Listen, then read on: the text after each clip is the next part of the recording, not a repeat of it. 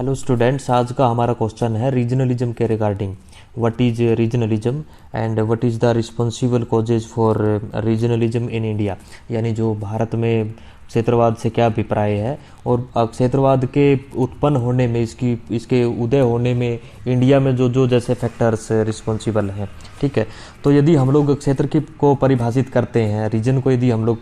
इसकी डेफिनेशन लगाते हैं, तो उसमें ज्योग्राफिकल बेस पर भी इसकी एक अलग परिभाषा है। इसके अलावा जैसे यदि हम लोग समाज शास्त्रीय दृष्टिकोण से देखते हैं, तो हम लोग जिस भी एरिया में रहते हैं तो उस एरिया के साथ हमारी एक बॉन्डिंग हो जाती है, एक अटैचमेंट हो जाती है। जब ये अटैचमेंट ये लगाओ पूरे उस क्षेत्र के प्रति हो जाती है,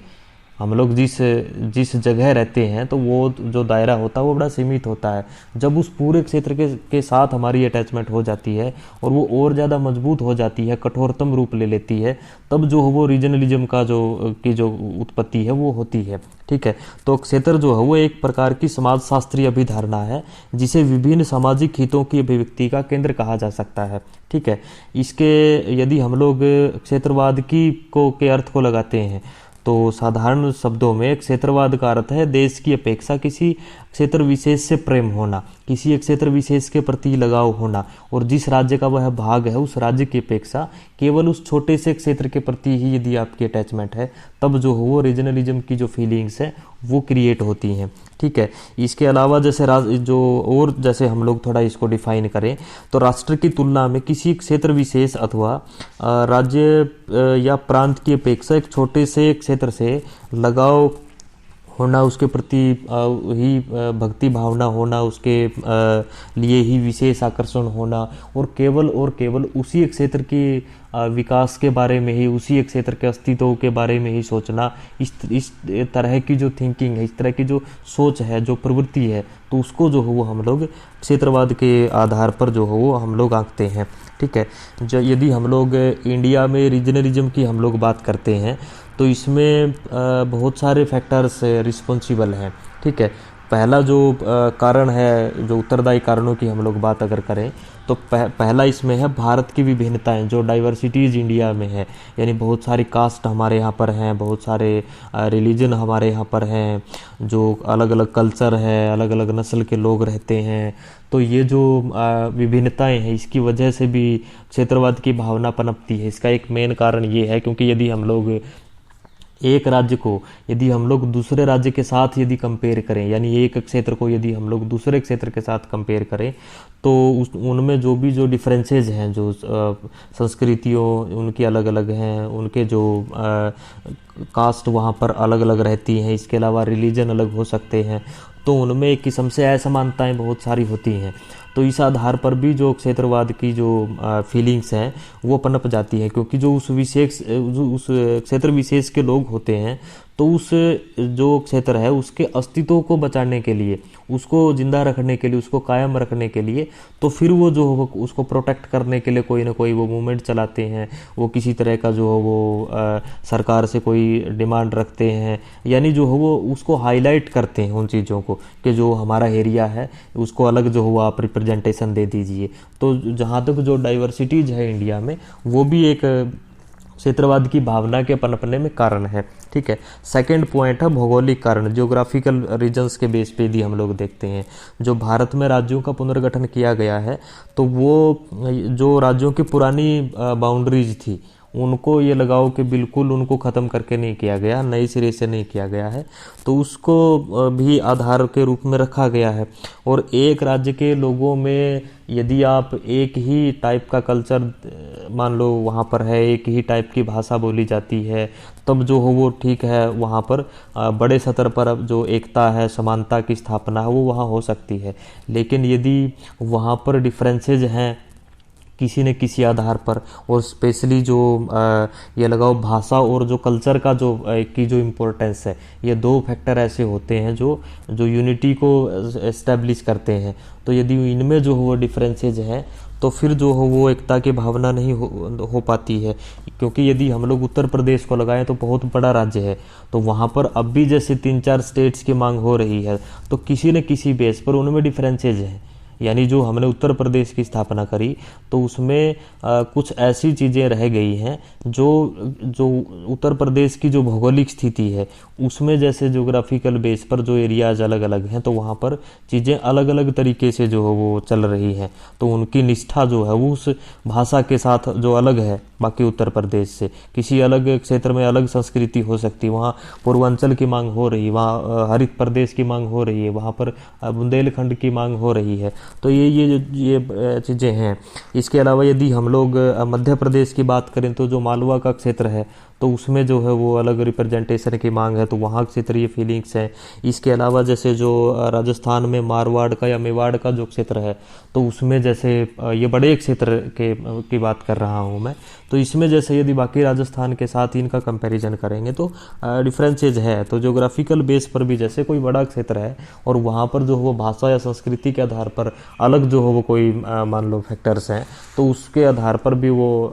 वहाँ पर रीजनलिज्म की जो फीलिंग्स हैं वो जो है वो पनप सकती हैं। ठीक है, एक रीजन यहाँ पर ये भी रहा है। इसके अलावा जैसे मनोवैज्ञानिक कारण भी हैं, साइकोलॉजिकल रीजन्स है। साइकोलॉजिकल रीजन्स की यदि हम लोग बात करें तो हम लोग अपने सतर पर भी लगा सकते हैं इसको, क्योंकि हम लोग जिस भी एरिया में रहते हैं तो उस एरिया के साथ हमारी एक साइकोलॉजिकल एक बॉन्डिंग होती है, एक मनोवैज्ञानिक एक लगाव हमारा होता है। तो इस वजह से भी बहुत सारे लोगों को ये लगता है और उसके बाद फिर जो है ये जो चीज़ जिस टाइम पे ये लगाव के विस्तृत स्वरूप में आ जाती है तब ये क्षेत्रवाद का रूप धारण कर लेती है। हम लोग बाहर हरियाणा से बाहर यदि जाते हैं और वहाँ पर हमें कोई हरियाणा का व्यक्ति मिलता है तो हम लोग उसके साथ ये लगाव के बातचीत करना ज़्यादा पसंद करते हैं, क्योंकि लगता है कि क्योंकि ये हरियाणा से है। ठीक है, यदि हम लोग हरियाणा में ही हैं और हरियाणा में यदि हम लोग किसी दूर के ज़िले में गए हैं और वहाँ पर मान लो हमारे डिस्ट्रिक्ट का कोई व्यक्ति मिलता है तो उसके साथ जो है या हमारे शहर का कोई व्यक्ति मिलता है तो उसके साथ जो हो वो जो हमारी एक अटैचमेंट है वो बाकियों के बजाय ज़्यादा होती है, क्योंकि वो हमारे रीजन से जुड़ा हुआ होता है। तो ये मनोवैज्ञानिक भी एक कारण इसमें रहा है। ठीक है, नेक्स्ट है बाहरी लोगों का उत्पादन के साधनों पर नियंत्रण करना, जो भी जैसे control of outsiders on the means of productions है, यानी जो संसाधन है रोजगार के जो संसाधन है उसके ऊपर यदि जो भी संबंधित राज्य है यदि उस राज्य के लोगों का कम अधिकार है और दूसरे राज्य से जो लोग आए हुए हैं जो प्रवासी कह लीजिए आप जिनको, तो जैसे इसमें एग्जांपल महाराष्ट्र में दिया जाता है। महाराष्ट्र में क्योंकि जो नॉर्थ इंडिया से जो गए हुए लोग हैं वो वहाँ पर जो छोटे छोटे कोई टैक्सी चलाना है, कोई जैसे रेहड़ी लगाना है या जो भी जैसे जॉब्स में भी बहुत सारे हैं तो वो वहाँ पर जैसे रोजगार उनको ज़्यादा मिल रहे हैं। तो वहाँ जो मराठी लोग हैं यानी जो शिवसेना का एजेंडा है, जो एमएनएस का एजेंडा है, तो वो उनका यही एजेंडा है कि ये जो लोग दूसरे राज्यों से आकर के महाराष्ट्र में बस गए हैं या इन्होंने जो हमारे रोजगार के संसाधन हैं उनके ऊपर जो अधिकार कर लिया है तो इसलिए इनको यहाँ से बाहर किया जाना चाहिए और इसके ऊपर जो पहला राइट है वो हमारे लोगों का है। इट मीन्स जो महाराष्ट्र स्टेट के जो भी रेजिडेंट हैं तो उनका जो है वो पहला अधिकार है। ठीक है, इसके अलावा जैसे इस टाइप की जो चीज़ें हैं वो असम में भी रही हैं। असम में या नॉर्थ ईस्ट में जो भी जैसे बांग्लादेश से जो लोग आए हैं, जो भी जैसे जो हमारे युद्ध रहे हैं या फिर जो भी जैसे जो घुसपैठ करके जो इंडिया में आए हैं जो लोग, तो इसके बाद जो पहले कम संख्या में आए थे बाद में जो उन्होंने अपने रिश्तेदार भी बुलाने स्टार्ट कर दिए, जो भी उनके सर्कल के लोग थे तो वो भी जैसे कुछ एक उन चीज़ों का फ़ायदा उठा के आ गए इंडिया में। तो उन्होंने जो वहाँ पर अधिकार कर लिया है यार, जो मान लो रोजगार में आ गए हैं वो बस गए हैं वहाँ आके, तो उनके अगेंस्ट एक एंटी फीलिंग है, क्योंकि वहाँ के लोगों को लगता है, जो मूल निवासी है वहाँ के, उनको लगता है कि हमारे एरिया के ऊपर जो इन्होंने अधिकार कर लिया है। ठीक है, तो इंडिया में एक रिस्पॉन्सिबल जो फैक्टर है वो ये भी है। ठीक है, उसके बाद है हिस्टोरिकल रीजन्स। यदि हम लोग हिस्टोरिकल रीजन्स की बात करें तो एक तो हिस्टोरिकल रीजन्स अपने यहाँ पे ये लगाओ कि ब्रिटिश जो रूल था वो दे के गए हैं। उन्होंने जैसे धर्म के आधार पर देश को बांट दिया। इसके बाद भी जो भी जैसे जो सिस्टम जो से जिस हिसाब से उस परिस्थिति में अडॉप्ट किया गया तो उसमें बहुत सारी खामियां रह गई। और उसके बाद भी जो ये लगाओ हमने एकीकरण जो राजनीति की एकीकृत जो एक स्वरूप इंडिया का सामने आया है, तो उसमें जैसे जो सेंट्रल स्टेट के या जो संघात्मक व्यवस्था है तो उसमें जैसे रीजन का एक अहम पार्ट ये लगाओ ऐसा हो गया जो लगातार पॉलिटिक्स को लगातार एक चुनौती के रूप में सामने आ रहा है, क्योंकि उसमें बहुत सारे राज्यों को कन्विंस करना, उनको किसी एक्ट के ऊपर, किसी नीति के ऊपर एक मंच के ऊपर लाना एक बहुत बड़ी समस्या है। ठीक है, यानी जो ये लगा लो आप, जो इसके अलावा सरकारी भाषा का एक समस्या है हिस्टोरिकल रूप से, क्योंकि ये सारी चीज़ें ये रीजन के साथ जुड़ी हुई हैं। क्योंकि आप यदि हिंदी को इधर नॉर्थ में एक्सेप्ट कर रहे हो बट साउथ की स्टेट्स आपके नहीं मान रही हैं, तो उसमें रीजनलिज्म की भी एक कारण है। ठीक है, इसके अलावा जैसे जो डीएमके का जो एक लगाओ एजेंडा रहा, क्योंकि उनका ये एक उनकी थ्योरी रही है जैसे, तो और बीच में जैसे 60 के दशक में उन्होंने खूब उसका यूज भी किया कि जो नॉर्थ की जो स्टेट्स हैं तो वो साउथ की स्टेट्स के ऊपर जैसे मोनोपोली करती हैं या शासन करती आई हैं। और यदि हम लोग इसको बेसिकली देखें तो उनका मेन एजेंडा ये भी था कि जो प्रधानमंत्री रहे हैं तो प्रधानमंत्री उत्तर भारत से ज़्यादा रहे हैं, साउथ से जो वो बहुत ही कम रह पाए हैं। तो उसमें या दिल्ली में जैसे जो कैपिटल है, नेशनल कैपिटल इंडिया की, तो यहाँ से पूरा जैसे देश चलता है, तो साउथ के राज्यों की यहाँ ये भी आपत्ति रही है। हालांकि इसमें संकुचित ही एक ये विचार है, इसमें कोई सत्यता इसमें नहीं है। तो उनकी एक ये भी जैसे एक लगाओ कि उनका एक डर रहा है कि जो शुरू से ही जो उत्तर भारत का जो क्षेत्र है तो वो लगाओ मजबूत रहा है राजनीतिक तौर पर। ठीक है, तो उसमें भी एक हिस्टोरिकल रूप से भी एक रीजन है। यानी नेक्स्ट पॉइंट इसमें है भाषा का, भाषावाद की भी अपनी एक जगह है। और भाषा के आधार पर यदि हम लोग देखें तो राज्यों का पुनर्गठन किया गया है, लेकिन राज्यों का जो पुनर्गठन किया गया है उसके बाद भी चीज़ें रुकी नहीं है। एक तो जो भाषा के आधार पर आपने राज्य को पुनर्गठित कर दिया, इट मीन्स वो एक क्षेत्र विशेष हो गया, तो उसमें जो हो उसी लैंग्वेज के बेस पर रीजनलिज्म की फीलिंग्स अलग आ गई। आप यदि पंजाबी भाषा की बात करें तो पंजाब है, तो पंजाबी से रिलेटेड जो भी इश्यूज हैं तो उसमें पंजाब को ये रहता है कि वही जो हो वो ये लगाओ सही तरीके से उस इशू को रिप्रेजेंट कर सकता है। तो ये इस टाइप की चीज़ें हैं। ठीक है, इसके अलावा जैसे जो भी भाषा के आधार पर राज्य गठित किए गए हैं, वर्तमान में भी ये जो प्रक्रिया है ये रुक नहीं रही है। यानी नए राज्यों की जो डिमांड हो रही है तो उसमें भाषा का भी एक फैक्टर है, तो उस आधार पर भी अलग क्षेत्र की मांग है, चाहे वो बुंदेलखंडी जो भाषा उसके आधार पर आपकी बुंदेलखंड की मांग हो, या फिर जो गोरखालैंड की मांग जहाँ से हो रही है, तो वहाँ जो वो लोग हैं, क्योंकि गोरखालैंड वेस्ट बंगाल का हिस्सा है और वेस्ट बंगाल में बांग्ला भाषा बोली जाती है, लेकिन वहाँ पर नेपाली भाषा बोली जाती है, तो वहाँ भाषा का भी एक मुद्दा है उस क्षेत्र विशेष में। इसके अलावा जैसे यदि हम लोग बात करें तो जो आपका इसके बोडोलैंड की जो मांग हो रही है, तो बोडो एक जनजाति भी है और बोडो एक भाषा भी है, तो भाषा का भी उस क्षेत्रवाद की फीलिंग्स में एक योगदान है। ठीक है, तो भाषा भी एक कारण रही। नेक्स्ट है कास्टिज्म, जाति की अपनी एक भूमिका रही है। और जो ट्रेडिशनल फैक्टर्स हैं ये 3-4, चाहे उसमें रिलीजन हो, चाहे कास्ट हो, चाहे लैंग्वेज हो, इनका सबसे ज़्यादा रोल रहा है। ठीक है, तो उसमें जैसे मान लो महाराष्ट्र की हम लोग बात करें तो जो मराठे हैं, तो मराठा जो कौम है, जो जाति है, तो उनको जैसे ये रहा कि या अब भी उनको यही है कि यहाँ पर जो एक मोनोपोली है वो मराठों की ही होनी चाहिए। ठीक है, इसी बेस पर जैसे बम्बई जो था उसका विभाजन कर दिया गया था। ठीक है, तो जातिवाद एक अहम कारण रहा। इसके अलावा भी और भी कई जगह ऐसे एग्जाम्पल्स हैं जहाँ पर एक ही क्षेत्र में यदि एक कास्ट की ये लगाओ कि प्रधानता है, वहाँ पर मेन एक ही कास्ट रहती है, तो उनको अलग रिप्रेजेंटेशन जाहिर सी बात है स्वाभाविक तौर पर वो लोग चाहते हैं। ठीक है, इसके अलावा नेक्स्ट जो रीजन है इसमें वो है धार्मिक कारण। धार्मिक कारण में आप ये लगाओ कि जो धर्म के आधार पर यदि आप अलग रिप्रेजेंटेशन चाहते हो, धर्म के आधार पर यदि आप उस क्षेत्र को अलग सुविधाएं दिलाना चाहते हो, जैसा पंजाब के रिगार्डिंग आप समझ लीजिए, क्योंकि जो अलग पंजाबी सूबे की जो मांग है, और यदि हम लोग बेसिकली जिस टाइम पे विभाजन हुआ हरियाणा और पंजाब का, उसकी भी यदि हम लोग बात करें तो स्टार्टिंग में हरियाणा वालों ने मांग नहीं उठाई थी, उन्होंने ही उठाई थी कि जो पंजाबी भाषी क्षेत्र है तो उसके लिए अलग जो हो वो सूबा होना चाहिए, मीन्स राज्य होना चाहिए। बाद में और ज़्यादा वो अग्रेसिव भी हो पाए हैं, यानी अकालियों की तरफ से ये जो मांग है ये राष्ट्रीय स्तर पर भी एक चुनौती बनी, जब उन्होंने ये कहना स्टार्ट किया कि हमें तो बिल्कुल जो हो वो भारतीय संघ से या हमें ये रिप्रेजेंटेशन दे दो या ये अस्तित्व दे दो, आप जो जो पंजाबी भाषी क्षेत्र हैं वो उसके लिए जो हो वो आप एक अलग क्षेत्र डिसाइड कर दो, तो और उसमें ऑटोनॉमी आप हमें दे दो, यानी जो फेडरल गवर्नमेंट का जो सिस्टम है तो उसमें जो कुछ एक पावर्स हैं, 3-4 जो मेन पावर हैं वो सेंट्रल गवर्नमेंट रख ले और बाकी की जो सारी हैं वो हमें दे दे, यानी राज्यों को प्रोवाइड कर दे। तो उसमें जैसे आनंदपुर साहिब प्रस्ताव वगैरह जो भी उनके रहे हैं तो उसमें धर्म की भी एक भूमिका रही। यदि हम लोग जम्मू कश्मीर की बात करें तो वहाँ पर भी जैसे जो रीजनलिज्म का एक, क्योंकि उनको अलग अस्तित्व बिल्कुल चाहिए था। अब तो जैसे मान लो जो 370 हट गई है, आर्टिकल 35A जो है वो हट गया है वहाँ से,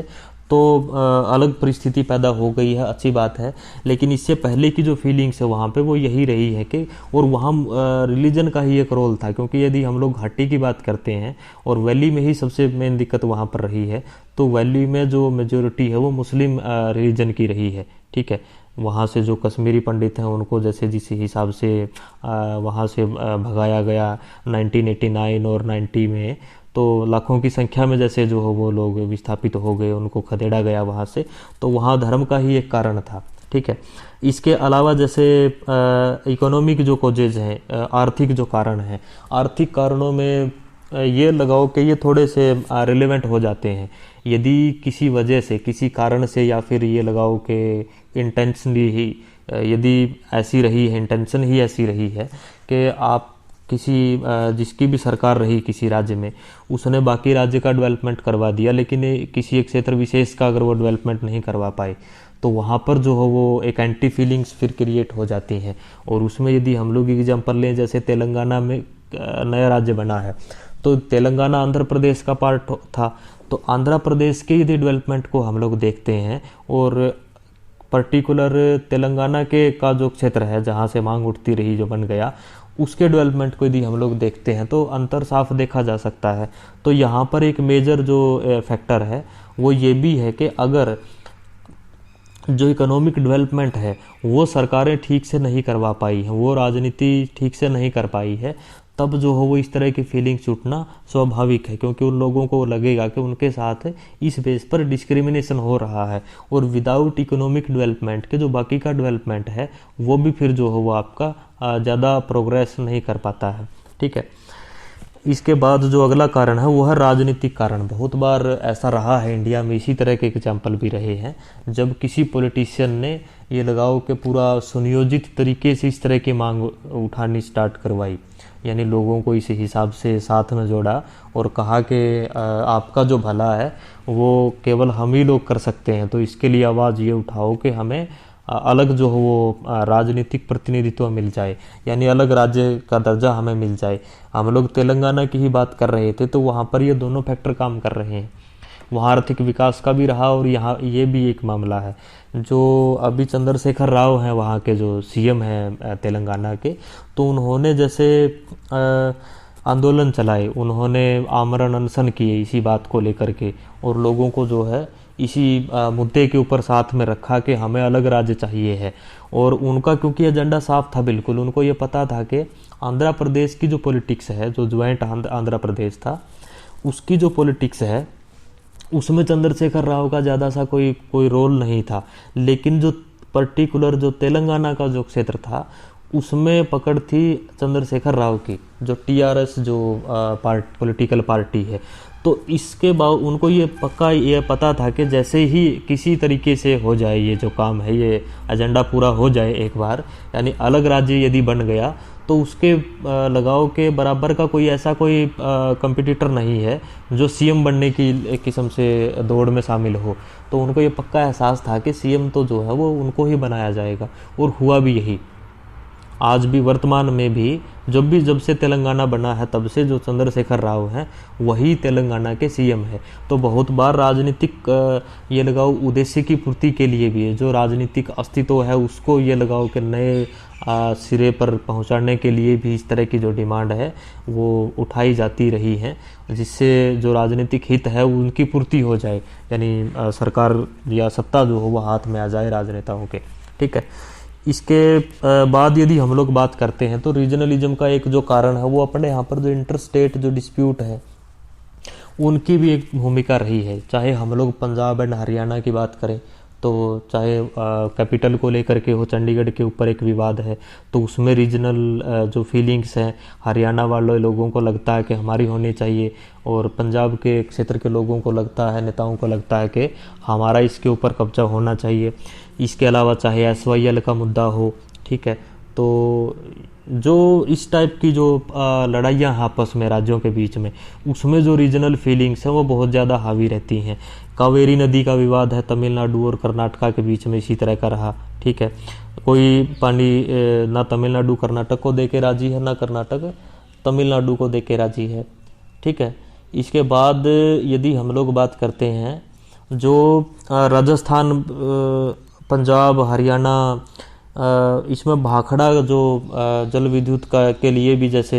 इस तरह की चीज़ें रही हैं तो उनमें लड़ाइयाँ रही हैं। इसके अलावा यदि हम लोग बात करें नर्मदा नदी को लेकर के मध्य प्रदेश, गुजरात और राजस्थान के बीच में भी जो टेंशन्स हैं वो काफ़ी ज़्यादा रही हैं। ठीक है, तो आपसी जो विवाद है राज्यों के, इंटर स्टेट जो डिस्प्यूट्स हैं उसमें भी जो रीजनल फीलिंग्स हैं वो बहुत ज़्यादा ये लगाओ कि वो अस्तित्व में आ जाती हैं, तो उसके आधार पर भी जो हो क्षेत्रवाद की भावना पनपती है। ठीक है, तो ये रीजन्स जो है रहे हैं भारत में क्षेत्रवाद के